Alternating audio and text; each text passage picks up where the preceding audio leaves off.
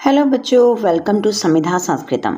आज हम रुचिरा प्रथम भाग है जो कि कक्षा छठी की संस्कृत की पाठ्य पुस्तक है, उसका त्रयोदश पाठ विमानयानम रचयाम पढ़ेंगे। विमानयानम का अर्थ है हवाई जहाज और रचयाम का अर्थ है बनाएं, यानी कि हवाई जहाज बनाएं। प्रस्तुत पाठ एक बाल गीत है जो कि डॉक्टर विश्वास के द्वारा लिखा गया है। इस पाठ में बच्चे वायुयान बनाकर उसमें सवार होकर खुले आसमान में सैर करना चाहते हैं। तो चलिए पाठ की शुरुआत इस पाठ के कठिन शब्दार्थों से करते हैं। सबसे पहला शब्द है विमानयानम, हवाई जहाज। रचयाम हम बनाएं, विपुले विस्तृत में, विमले निर्मल में, वायु विहारम वायु यात्रा, करवाम हम करें, उन्नत वृक्षम ऊंचे वृक्षों को, तुंगम ऊंचा, क्रांत्वा पार करके, याम लेकर, हिमवत सोपानम बर्फ की सीढ़ी को, चंद्रलोकम चंद्रलोक को, प्रविशाम हम प्रवेश करें, गणयाम हम गिने, चित्वा चुनकर, मौक्तिकहारम मोतियों के हार को, अम्बुदमालाम बादलों की माला को, अंबर भूषाम आकाश की शोभा को, प्रतियाम हम लौटें, जनयाम हम उत्पन्न करें, आदाय लेकर के। तो बच्चों ये तो थे इस पाठ के कठिन शब्दार्थ। तो चलिए अब इस पाठ के हिंदी अनुवाद की ओर बढ़ते हैं। सबसे पहला श्लोक इस प्रकार से है। राघव माधव सीते ललिते विमानयानम रचयाम। हे राघव, माधव, सीता और ललिता विमानयानम रचयाम हवाई जहाज बनाएं। विमानयानम का क्या अर्थ था? हवाई जहाज। और रचयाम बनाएं।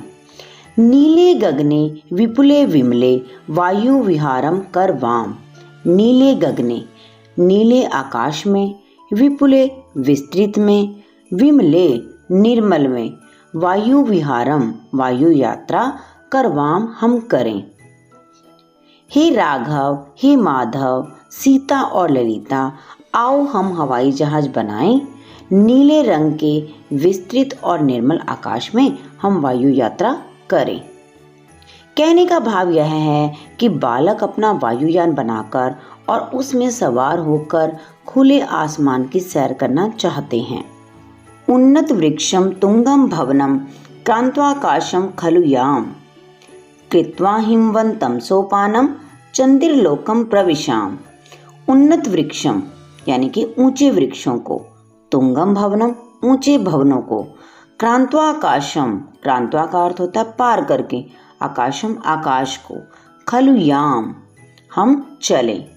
खलु एक अव्यय शब्द है जिसका अर्थ होता है निश्चित रूप से, और अव्यय शब्दों से तो आप भली भांति परिचित हैं।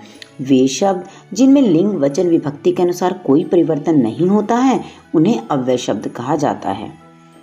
तो बच्चे क्या कहना चाहते हैं कि हम ऊंचे वृक्षों को, ऊंचे भवनों को, आकाश को पार करके चलें। कृत्वा हिमवंतम सोपानम चंद्रलोकम प्रविशाम। कृत्वा यानी के बना करके, हिमवंतम बर्फ को, सोपानम सीढ़ियां, बर्फ की सीढ़ियां बना करके, चंद्रलोकम प्रविशाम चंद्रलोक में हम, प्रविशाम का क्या अर्थ होता है? प्रवेश करें। कहने का भाव यह है कि बच्चे वायुयान बनाकर और उसमें सवार होकर चंद्रलोक में प्रवेश करना चाहते हैं। तो चलिए बढ़ते हैं इस पाठ के अगले श्लोक की ओर। शुक्र चंद्र सूर्यो गुरुरिति ग्रहान ही सर्वान गणयाम। शुक्र, चंद्र, सूर्य, गुरु यानी कि बृहस्पति, इन सभी ग्रहान ग्रहों को हम, सर्वान यानी कि सभी ग्रहों को, गणयाम हम गिने। गणयाम का क्या अर्थ होता है? हम गिने। हम शुक्र, चंद्र, सूर्य, गुरु यानी कि बृहस्पति, इन सभी ग्रहों को गिने। विविधा सुंदर तारा चित्वा मुक्तिकहारम रचयाम। विविधा का अर्थ होता है विभिन्न प्रकार के। सुंदर तारा चित्वा, सुंदर तारों को चुन करके, चित्वा का क्या अर्थ होता है? चुन करके। मौक्तिकहारम रचयाम, मोतियों के हार रचयाम हम बनाएं। हम शुक्र, चंद्र, सूर्य, गुरु इन सभी ग्रहों को गिने और अनेक प्रकार के सुंदर तारों को चुनकर हम मोतियों के हार बनाएं। कहने का भाव यह है कि बालक अपना वायुयान बनाकर और उसमें सवार होकर आकाश में ग्रहों और तारों को गिनना चाहते हैं। चलिए बढ़ते हैं अगले श्लोक की ओर, जो कि इस बाल गीत का अंतिम श्लोक है। अम्बुदमालाम अंबरभूषाम अदाय एव ही प्रतियाम, दुखित पीड़ित कृष्क जनानाम गृहेषु हर्षम जनयाम। अम्बुदमालाम, अम्बुदमालाम का अर्थ है बादलों की माला को, अंबरभूषाम आकाश की शोभा को, अदाया एव ही प्रतियाम, अदाया प्लस एव, अदाया का अर्थ होता है लेकर के, एव में नहीं, प्रतियाम हम लौटें। बच्चे क्या कहना चाहते हैं कि बादलों की माला को, आकाश की शोभा को लेकर ही हम वापस लौटें। दुखित पीड़ित कृष्क जनानाम गृहेषु हर्षम जनयाम, दुखी पीड़ित कृष्क जनानाम, दुखी पीड़ित किसान लोगों की, गृहेषु हर्षम जनयाम घरों में हम, हर्ष का अर्थ क्या होता है खुशियाँ या प्रसन्नता को, जनयाम हम जगाएं या पैदा करें। बादलों की माला को और आकाश की शोभा को लेकर ही हम वापस लौटें। दुखित पीड़ित और किसान लोगों की घरों में हम खुशियां पैदा करें। कहने का भाव यह है कि बालक आकाश में सैर करने के बाद धरती पर लौटते समय बादलों को अपने साथ लेकर आना चाहते हैं, क्योंकि बादलों के बरसने पर किसानों के खेतों में अच्छी फसल होती है और वे प्रसन्न होते हैं। तो बच्चों, ये था इस पाठ का हिंदी अनुवाद। तो चलिए बढ़ते हैं अब इस पाठ के अभ्यास की ओर, जिसका पहला प्रश्न इस प्रकार से है। पाठे दत्तम गीतम स्वस्वरम गायत, पाठ में दिए गए गीत को स्वर सहित गाइए। राघव माधव सीते ललिते विमानयानम रचयाम, नीले गगने विपुले विमले वायु विहारम करवाम, उन्नत वृक्षम तुंगम भवनम क्रांत्वाकाशम कलुयाम, कृत्वा हिमवंतम सोपानम चंद्रिलोकम प्रविशाम, शुक्रश्चंद्रः सूर्यो गुरुरिति ग्रहान् हि सर्वान् गणयाम, विविधाः सुन्दरताराश्चित्वा मौक्तिकहारं रचयाम, अम्बुदमालाम् अंबरभूषाम् आदाय एव हि प्रतियाम, दुखित पीड़ित कृष्क जनानां गृहेषु हर्षम जनयाम, राघव माधव सीते ललिते विमानयानम रचयाम, राघव माधव सीते ललिते विमानयानम रचयाम। प्रश्न 2, कोष्टक में दिए गए शब्दों में तृतीय विभक्ति जोड़कर रिक्त स्थान की पूर्ति करनी है। यथा नभः चंद्रेण शोभते, आसमान चंद्रेण तृतीय विभक्ति है, शोभते का अर्थ है सुशोभित होता है। प्रस्तुत उदाहरण में हमने चंद्र शब्द की तृतीय विभक्ति का प्रयोग किया है। इसी प्रकार से हमें अन्य रिक्त स्थानों की भी पूर्ति करनी है। सा डैश जलेन मुखम प्रक्षाल्यति, विमल, विमल की तृतीय विभक्ति क्या होगी? विमलेन। सा विमलेन जलेन मुखम प्रक्षाल्यति, वह साफ जल से मुंह को साफ करती है। राघवः डैश विहरति विमानयान, विमानयान की तृतीय विभक्ति क्या होगी? विमानयानेन। राघवः विमानयानेन विहरति, राघव विमानयान से घूमता है। कंठः डैश शोभते मौक्तिकहार, मौक्तिकहार की तृतीय विभक्ति क्या होगी? मौक्तिकहारेण। कंठः मौक्तिकहारेण शोभते, गले में मोतियों का हार सुशोभित होता है। नभः डैश प्रकाशते सूर्य, सूर्य की तृतीय विभक्ति होगी सूर्येण।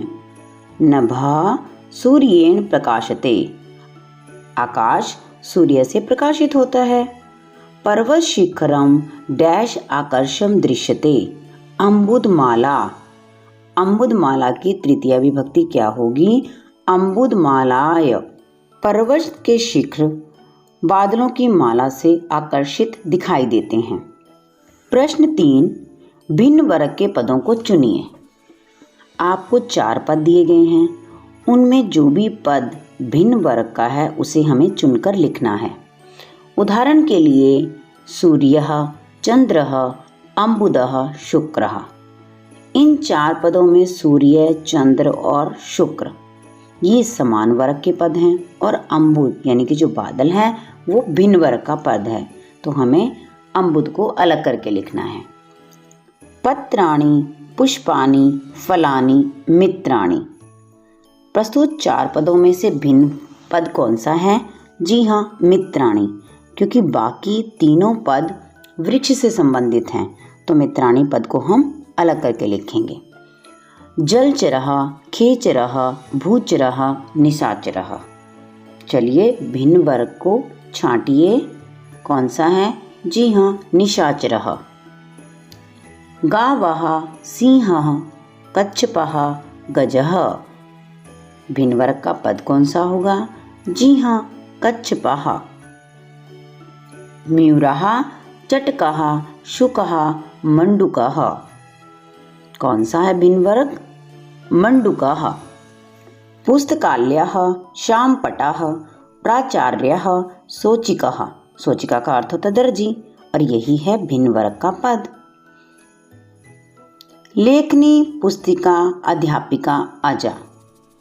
अजा का अर्थ होता है बकरी, और ये है हमारा भिन्न वर्ग का पद। प्रश्न 4, प्रश्नों के उत्तर लिखिए। सबसे पहला प्रश्न है, के वायुयानम रचयन्ति।